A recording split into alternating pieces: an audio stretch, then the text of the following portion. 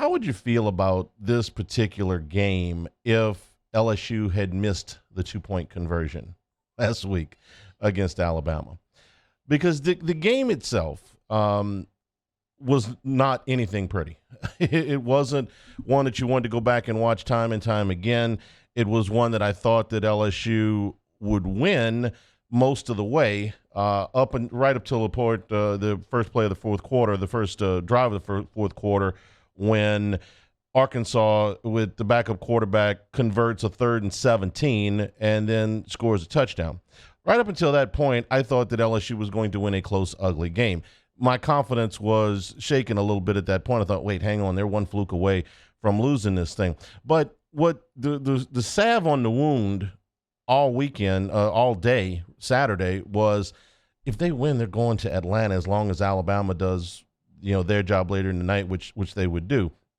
And so the narrative becomes, and I'm the one doing, Jeremy and I are doing the post-game show, so we're feeding into this. It's euphoria because LSU's going to the SEC championship game, and absolutely nobody that was realistic about it would have thought that at the beginning of the season. I don't mean fans that just say, yeah, we're going every year. I'm talking about, give me some good, solid reasoning as to why LSU should be a favorite to go to Atlanta. There wasn't a whole lot before the season started. So when you take the context of you're getting to do something that was highly, highly unlikely, you kind of put the why in the background.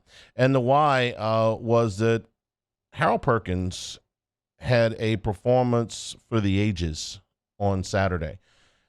I don't know that I've ever seen a defender affect a game quite so much other than maybe Tyrann Mathieu. I'm talking about for LSU. And it ranked up there with some of the great defensive performances that we've ever seen in the history of the Southeastern Conference. Every now and then, there's a defender that you have to scheme for.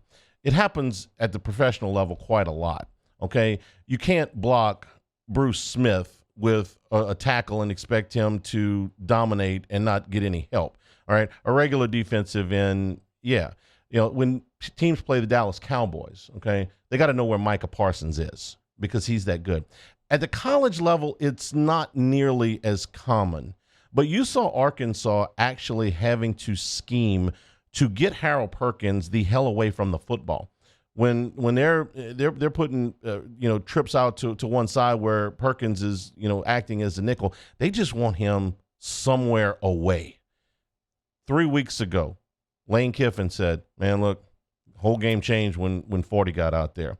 Last week against Alabama, you better believe that Bryce Young knew where 40 was. And I give Kendall Browse and Sam Pittman credit.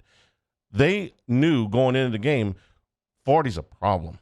We got to what can we do? We don't have anybody can block him by themselves. We got a quarterback that set track records, runs 100 in 10 seconds and change. But other than that, we don't have a whole lot that we can do with him. So let's just get him out of the box. Let's get him away. It worked for, really never. But they tried it. You had to do that. The play that he made, where he's going to the far side of the field and he weaves his way through traffic and he tracks Malik Hornsby down. Again, Malik Hornsby is a track athlete.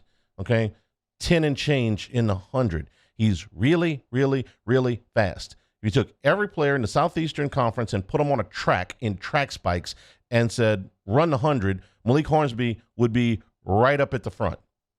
But on this field, Perkins is faster than him. On grass, in gear, Perkins is faster than anybody out there. I always said the fastest player I ever saw play football, run track, whatever. I mean, I understand that, Willie Gault and Skeets Nehemiah and those guys, they were great track athletes. But the fastest football player I ever saw in gear on grass was Deion Sanders. Deion Sanders was the fastest guy out there every time he took the field when I watched him play. And he had closing speed. He had a dynamic outlook on the game on how he wanted to attack it. He's one of the greatest, players I've ever seen. This kid has that kind of closing speed. I'm not telling you he could beat Deion Sanders in the 40, back in 1987. I don't know. All I know is I don't see anybody that's this fast. So when he's got to weave through traffic and track Malik Hornsby down on the far side of the field, nobody makes that play. There is not. I have never seen you. You don't make that play one time out of 100 on an ordinary player. But between the weaving in, first of all, diagnosing the play, and then weaving yourself through that traffic, and when you do all of that, then you still got to catch this track guy, and he did. And between causing the fumble, the sacks, Hornsby had to be completely spooked by the idea that, just like Dart was a few weeks ago, Kevin says, man, where's 40? And Dart comes to the president, where's 40? Bryce Young, he didn't say it after the game, but you had to be thinking, where's 40? Malik Hornsby was definitely thinking, where's 40?